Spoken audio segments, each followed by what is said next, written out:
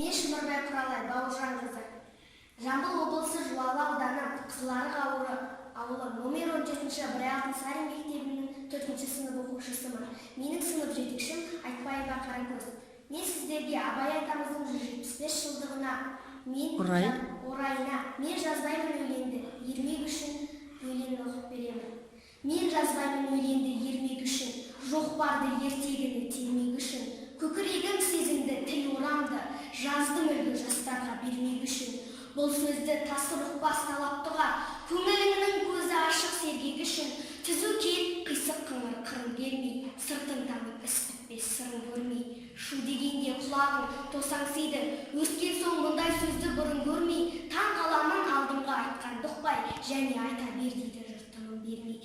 Әзірет сөз айттым, әзірет әлі айда қарсыз, мұнда жоқ алтын иек сарала қыз, кәрілікті жамандап өлім тілеп, болсын деген жерім жоқ жігіт арсыз.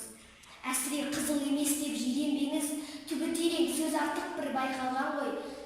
Батырдан барымташы турадың ғой, қысшыл да қызықшыл да әуре жан ғой. Арсыз, малсыз, ақылсыз, шаруасыз, есірмелі маскүнем байқалған ғой.